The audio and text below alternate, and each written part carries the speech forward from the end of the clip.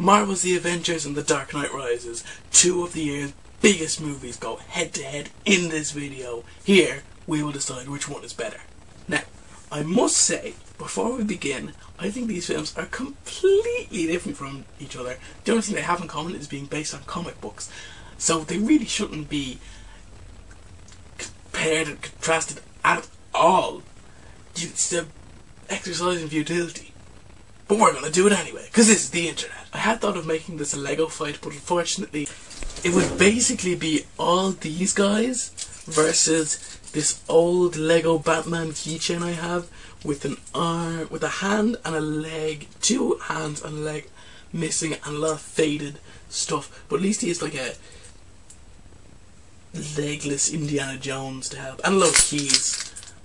But other than that, I mean, I suppose these guys would win. So that's why I can't make this a Lego fight. So first, look at the structure of the film. I mean, Dark Knight Rises is the final part of an epic trilogy that redefined the superhero genre. The Avengers redefined the superhero genre by saying, yes, you can have a shared universe, and it can work, and it can be epic. In terms of epicness, I mean, and I don't mean, oh, that was so epic. I mean, in terms of actual epic stakes, big stuff happening, you know, explosions. The Avengers wins hands down. I mean, Batman saves 18 million people. The Avengers save 7 billion. Honestly, I enjoyed Avengers a lot more.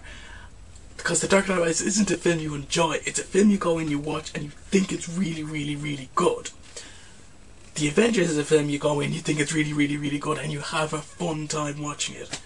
No one came out of Dark Knight Rises, and no one came out with Dark Knight either, saying, oh yeah, that was really funny, I love the bit where he did this, and he did this, and he did this. But you come out of Avengers and you're like, oh, that was hilarious. I love the bit where Hulk was all like, puny god, puny god, puny god, and all the fights and stuff happening, and people going, here comes the hammer. On the subject of people coming out of things and saying things, am I the only one who came out of Avengers and thought, oh man, Hawkeye was awesome? Because he was deadly. Now look at the villains of the two films. There will be spoilers here, so if you haven't seen them, go away. In Dark Knight Rises we've got Bane, we've got Catwoman, and we've got, last chance to leave if you haven't seen the film, Talia al Ghul. Now, Bane was brilliant, Catwoman was, she wasn't really a villain, and Talia was also, I mean, she was, Bane was the main reason I went to see this movie. Actually, I was going to see this movie anyway, but Bane was just the reason. Bane was the main villain in this movie. Even when he was revealed to be a henchman. Now, here's what's weird about these films, is because the Avengers, if you think about it, Dark Knight Rises has a better villain than the Avengers, if you just take them as they are. However, if you look at the films leading up to them, the Avengers has a better villain. At no point did you feel like Bane was justified in what he was doing. However, Loki, on the other hand, kind of felt now and again that he kind of deserves something after being lied to his entire life, thinking he might be king of Asgard, then being kicked out, and then, you know, his father being disappointed in him, and, you know, he just went crazy in the end. Justifiably so. And come on, does Bane have 10 million fangirls on Tumblr? I don't think so. Now we'll look at the heroes. Come on, Avengers wins again. I mean, you've got the Dark Knight, yeah, and Batman is completely epic in his own way. But then you've got the Avengers. 6, maybe 7, 8 even maybe, who are completely epic in their own ways. You know, that's 8 epic people versus 1 epic person who doesn't have powers.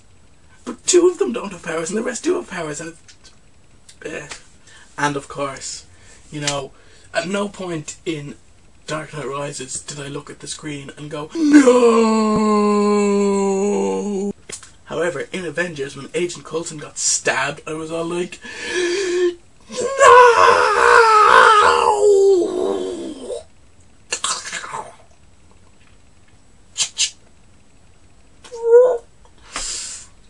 I make weird sound effects like that. I was asked to leave the cinema and I had to go back the next day. Then, of course, you've got the setup for the sequel at the end of the Avengers, which you don't get in The Dark Knight Rises because it is the final part of the trilogy. In the end, I would say that Avengers is better, just because it seems to me the kind of movie that would stand up to repeated viewing more times than The Dark Knight Rises. Don't get me wrong, both films were brilliant in their own way, but I'm going to go with Avengers. And yes, there is probably a good chunk of Marvel fanboy making that decision for me. However, if you think The Dark Knight Rises is better, I completely respect that opinion. I would probably agree with you if some things were changed about both films. Both were completely epic in their own way. But which do you think was better? Comment below, let me know. That was totally Jeremy Jan's rip-off, wasn't it? Comment below, I want to know what you like. Like this and, yeah, just like the video, subscribe. Be cool, man, be cool. So yeah, bye.